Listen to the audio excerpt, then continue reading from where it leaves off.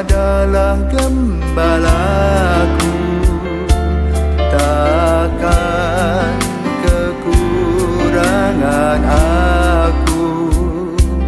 Ia membaringkan aku di padang berumput hijau.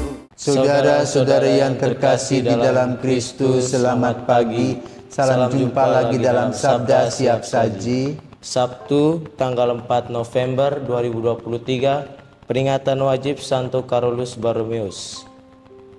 Marilah berdoa dalam nama Bapa dan Putra dan Roh Kudus. Amin. Pemimpin mulia Bapa bijaksana yang hari ini kita peringati, kini berjaya penuh sukacita di surga baka.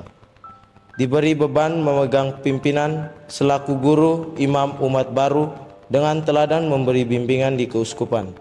Semoga kita ditolong doanya dan menerima pengampunan dosa, diantarkannya menuju ke surga menghadap Bapa. Dimuliakanlah Bapa Maha Murah bersama Putra penembus dunia, Roh Kudus pula penghibur gereja selama-lamanya. Amin. Marilah berdoa. Allah Bapa, sumber segala pembaruan, kuatkanlah kiranya dalam umatmu semangat yang menjiwai uskupmu, Santo Carolus Borromeus. Semoga gerejamu selalu diperbaharui dan semakin menyerupai Kristus sehingga sanggup menampakkan wajah Kristus kepada dunia. Sebab Kristuslah Tuhan dan Juru Selamat kami. Amin. Tuhan bersamamu Dan bersama rohmu. Injil Yesus Kristus menurut Lukas. Dimuliakanlah Tuhan. Lukas bab 4 ayat 1, ayat 7 sampai dengan 11. Pada suatu hari Sabat, Yesus masuk ke rumah seorang pemimpin orang-orang Farisi untuk makan di situ. Semua orang yang hadir mengamat-amati dia dengan saksama. Melihat tamu-tamu berusaha menduduki tempat-tempat terhormat, Yesus lalu mengatakan perumpamaan berikut. Kalau engkau diundang ke pesta perkawinan, janganlah duduk di tempat kehormatan, sebab mungkin ada undangannya lebih terhormat daripadamu. Janganlah orang yang telah mengundang engkau dan tamu itu berkata kepadamu, berikan tempat itu kepada orang ini. Lalu dengan malu engkau harus pindah ke tempat yang paling rendah. Tapi apabila engkau diundang, duduklah di tempat yang paling rendah. Mungkin tuan rumah akan datang dan berkata, sahabat, silahkan duduk di depan. Dengan demikian engkau mendapat kehormatan di mata semua tamu yang lain. Sebab barang siapa meninggikan diri akan direndahkan, dan barang siapa merendahkan diri akan ditinggikan. Demikianlah sabda Tuhan. Terpujilah Kristus. Selamat pagi. Selamat pagi, Elan. Pada ini saya ada satu pertanyaan buat Romo. Pada hari ini kan kita memperingati Santo Carolus Borromeus. Nah, dari Santo Carolus Borromeus ini, apa yang dapat saya teladani dalam kehidupan saya sehari-hari, dan juga adakah Injil yang berkaitan dengan Santo tersebut? Selamat pagi para pirsawan dan Elan. Pertanyaan pertama, mengenai Santo Carolus itu belum ada di Injil, tidak akan ada. Ya, jadi pertanyaan jangan salah. Ya, karena Carolus Borromeus itu baru hidup pada abad ke-16. Kitab suci sudah dibuat sebelumnya. Ya, oke. Kita hari ini merayakan seorang kudus yang pintar. Ya. Bayangkan dalam usia belasan tahun sudah menjadi imam. Ya. Dia ditabiskan itu pada tahun 1563. Bulan September. Ya.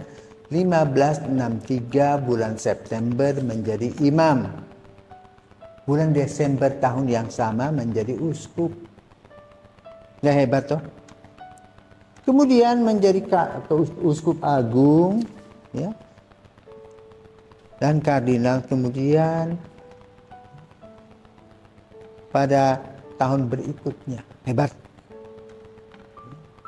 pintar, dan juga orangnya rendah hati. Kita mungkin ingat pada masa COVID, banyak orang-orang yang meninggal. Ya. COVID pertama itu ramai di Italia, di mana pastor-pastor yang peduli, yang mengunjungi umatnya karena sakramen perminyakan, itulah orang-orang pertama yang meninggal dunia. Konon menurut berita, pada saat dia menjadi uskup agung di Milan, penyakit pes itu merajalela sehingga banyak orang yang meninggal dan dia juga turun tangan membantunya. Ya. Untuk apa?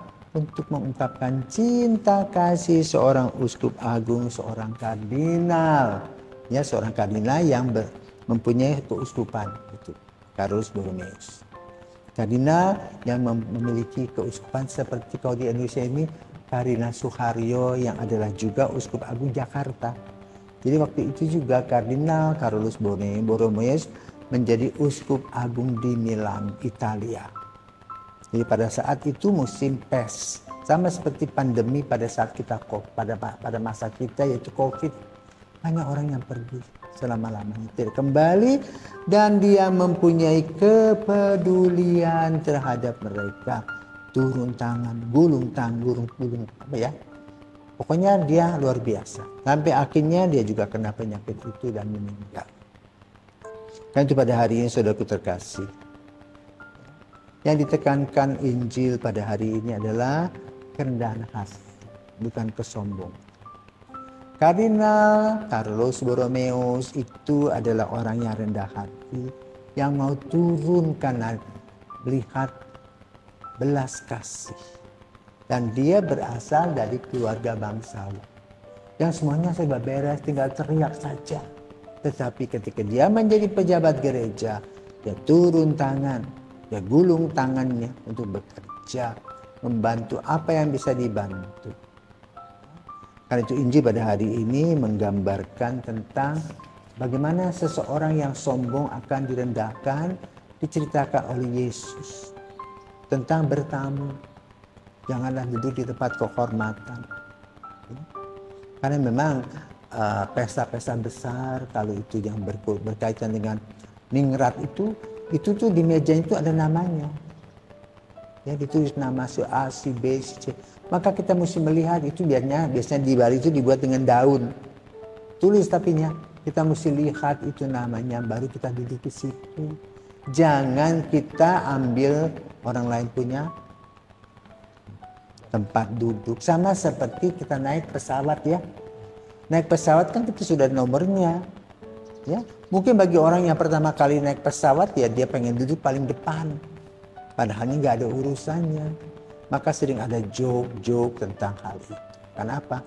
Ketidakmengertian orang akan satu kehidupan etika ya, atau etiket. Nah, Yesus pada hari ini mengajarkan ilmu etiket, di mana kita duduk sesuai dengan apa yang diatur oleh mereka. Yaitu menggambarkan kerendahan hati kita. Bukan semena-mena kita duduk semaunya begitu. Maka digambarkan jangan-jangan nanti kamu ditegur oleh orang yang dapat kursi itu dan kamu harus pergi di pojok sana tidak mendapatkan tempat. Ya, tapi Carolus Borromeus luar biasa. Maka lalu seorang biarawati, seorang gadis dari Belgia di Maastricht, namanya Ibu Elisabeth Guiters. Ya. Dia terkagum-kagum dengan semangat Santo Carolus. Maka kemudian dia mendirikan kongregasi suster-suster CB atau Carolus Borromeus yang berpusat di Jogja kalau di Indonesia. Di dunia berpusat di Belanda, di Maastricht itu tempat Ibu Elisabeth Guiters itu. Maka karyanya yang utama adalah bagian kesehatan dan pendidikan. Ya.